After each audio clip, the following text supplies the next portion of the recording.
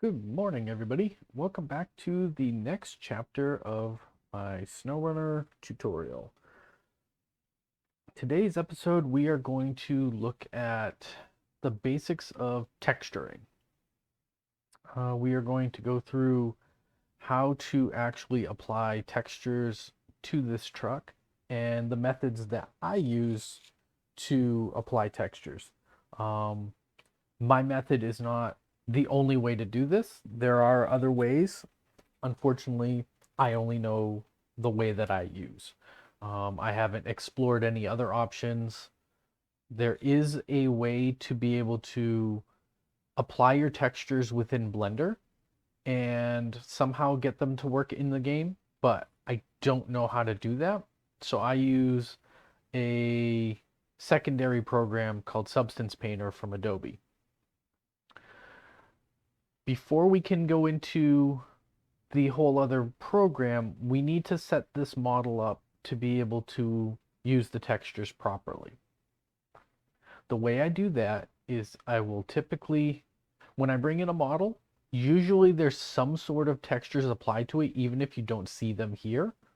Um, so after I broke down the whole truck, we find if you expand out these menus, you'll be able to expand the mesh down, and these are textures that are applied to this model right now. We don't need any of those. We're going to create our own. So what I'll do is make sure I have the body highlighted, highlight the texture with left click, then right click and delete. And then I will left click, right click, left click. And we'll just delete those from there. If we come down to the material properties, we see we have a bunch of empty materials.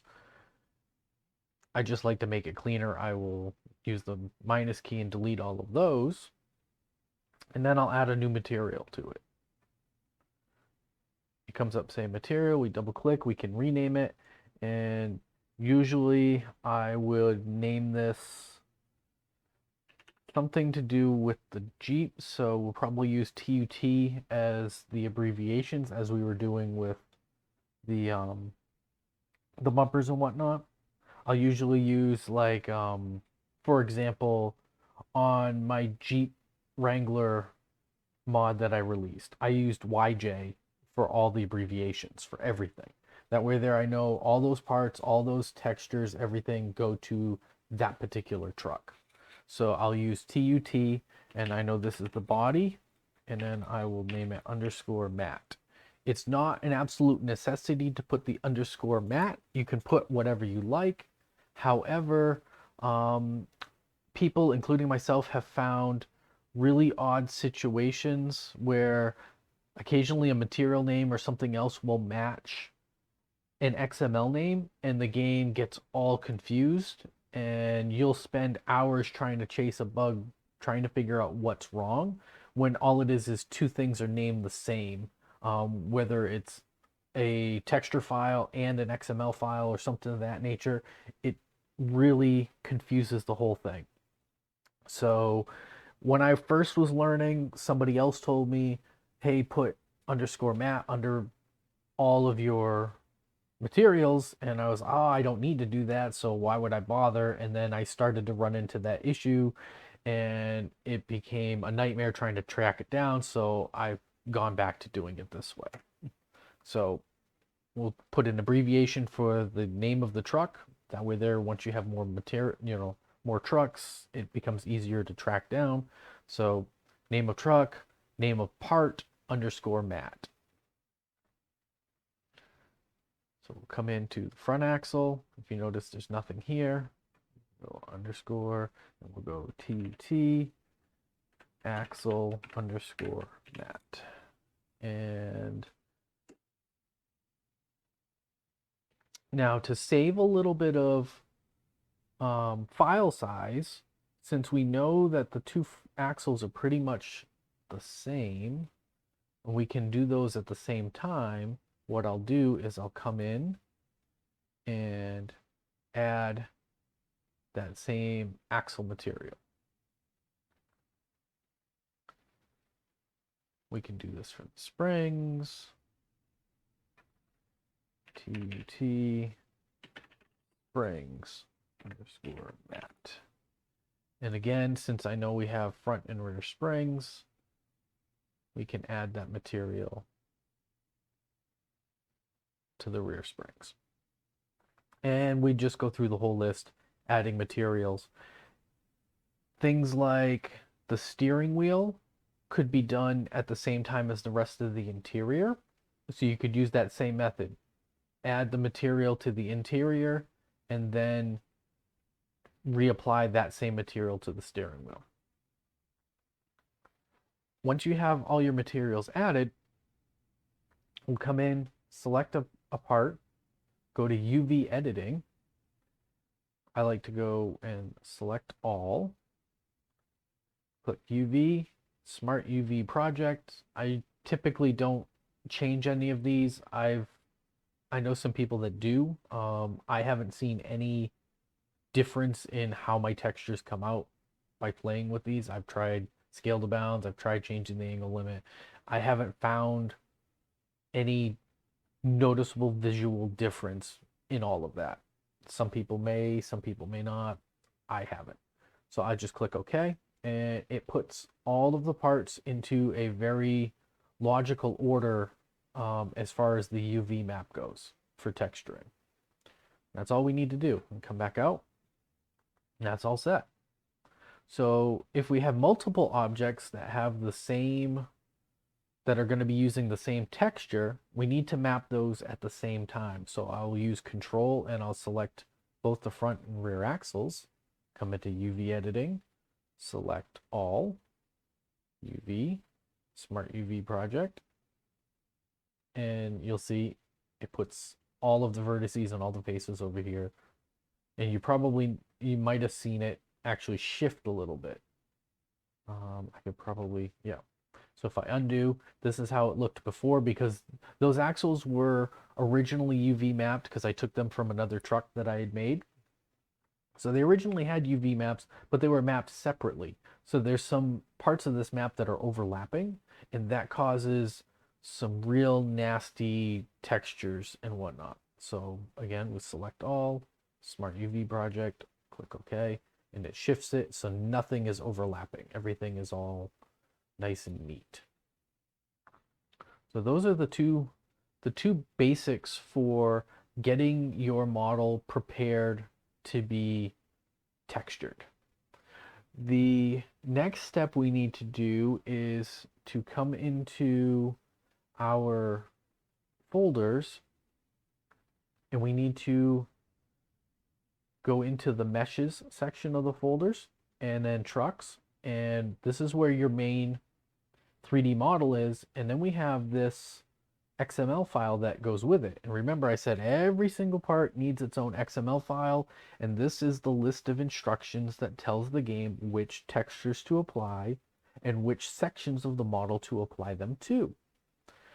So if we open that up, we can see inside here, there's a lot of stuff because we copied everything from that Mod Scout part that Saber gave us, that the developers gave us. This is all pointing to that truck.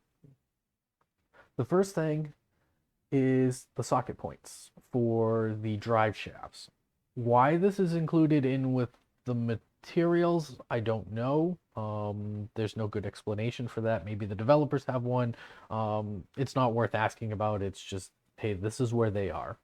So you have the same positions as you did with the light bulbs from the last episode. What you can do is go into Blender. You can select your axle, and we know that we would want it to be in the middle of this, so we can join those and then subdivide it, and that gives us the center of the point of the axle. Use these numbers and enter those into shaft 1A position, and that'll give the front portion of that drive shaft a place to go. And then what I would do is I'd come back, and if there was a we would probably end up modeling a transfer case in here. So that would be the connection point for the second drive shaft. It would be somewhere in the middle here. And again, you'd enter in the coordinates. And then for shaft 2, you'd start at the axle and come back over. And that would give you your 2 drive shafts. You could even add a 3rd drive shaft or a 4th drive shaft. You just have to edit the main truck XML. There's a section in there for the drive shafts, and you just tell it, hey, there's, shaft 1, shaft 2, shaft 3, shaft 4, and so on. And it'll automatically put those drive shafts in based on these coordinates for where the start and stop points of those shafts are. Moving along, the next section is material overrides. These are for color change options. When you go into the garage and you go into customization, customize your truck, the 3rd menu over has the colors, the whole color palette that you can change the colors to. This is the list of instructions as to what texture files to use for those color changes. Now, right now, we don't have any of these files because, again, it's going all towards that mod scout. So typically what I'll do is I will leave one in there and delete all the rest. That way there I still have a template as to what I need to copy and change. But for now, we'll just leave that alone. When I come back to probably in the next episode, when we actually do some texturing and whatnot, I will explain how to use this small section. For now, we're going to move on to the next one. Now, the next section is each of the different parts of the truck that are getting a different texture. So every texture gets its own material section, from material down to this caret. The albedo map is the actual color that is going to be applied on this texture. Emissive maps are where something's going to light up within the truck, either outside or inside, and it gives off just a little hue of light. I haven't really played around much with emissive maps yet in making lights glow. So typically what I do is I just delete that line. It's not going to be necessary. Name is the actual name of the material that we named in Blender over here. So for this particular line, what that's going to end up being is TUT body underscore mat. So what I'll do is come in here and we'll delete the rest of this, TUT body. Normal map is, normals are the height of objects. How you can actually bake in some different heights to make it look more three-dimensional within the textures. There's a small, there's a limit to how far that stuff can bump up, but for the most part, you can do things, small things like door handles and buttons and whatnot on the dashboard. You can actually put those into the texture rather than modeling them fully in Blender, and it saves you some vertices and whatnot, and a little more, it makes it a little more, it takes up less memory and whatnot, so it makes it a little more console friendly, and just makes the game run a little smoother. So if you have the ability to make smaller details like that within the texture rather than putting it into Blender, it typically is a little easier, a little smoother. The shading map is actually the amount of gloss that is on the objects. So this is the file that says, hey, this section of the truck is shiny, this section is dull, and whatnot. And don't worry, all of these files will automatically be produced by our paint program by Substance Painter. So usually the way I have Substance Painter set up, it's going to automatically name these files using the material name. So it's going to take this material name and it's going to automatically generate these files with this extension on it. So I can come in real easily and just have it autofill. I just have to start typing because I put this section in first. I always do the name first, and then it allows me to start auto typing, and then I can just hit enter.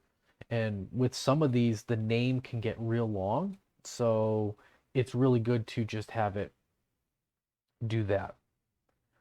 For glass, there's one extra line here, blending equals alpha, and that allows the transparency of the glass. If you don't have this blending equals alpha, the glass is no longer going to be transparent.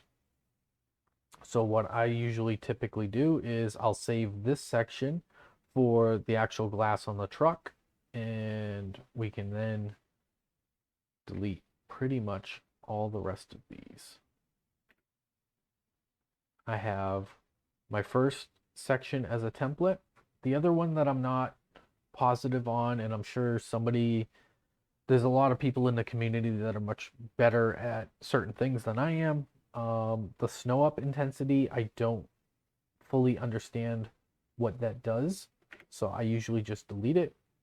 Again, some people that are more experienced in the community are probably yelling at me right now saying, no, you need that for such and such, but I typically just remove it.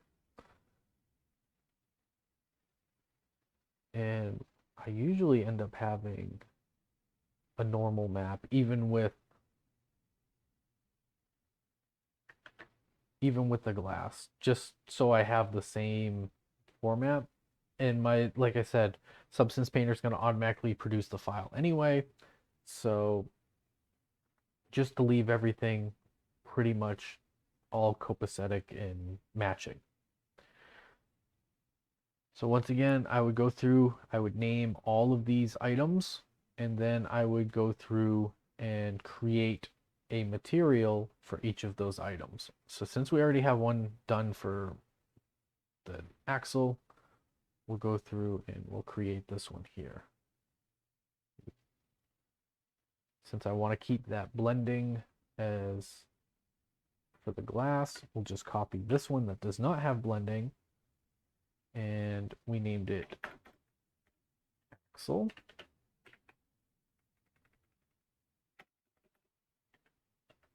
Axle. Axle. And axle. And that section is done. That's part of the reason why I like to keep the same sort of format with the first three letters, then the part, and then the material. It makes it real easy to cut and paste and make as many as you need to match as many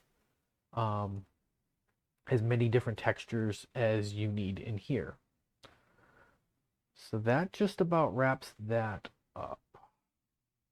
So I think that's gonna wrap it up for this episode. Before we get too long, I know the last couple episodes were really long, so I'm gonna try to truncate these into multiple episodes. So the next episode, I'll show you guys how to set up Substance Painter and actually get the textures on the truck and to show up in game.